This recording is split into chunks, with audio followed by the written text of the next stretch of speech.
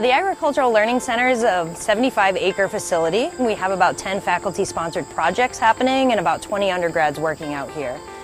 The barn is really a central location for all of the students and faculty that are working at the Agricultural Learning Center.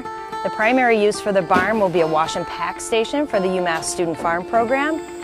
Students who are enrolled in the UMass Student Farm Program have the opportunity to do all the planning for a 21-acre certified organic vegetable farm. During the summer, they get to implement that plan, and during the fall, they come back and do all the harvesting and marketing and a season analysis for that farm.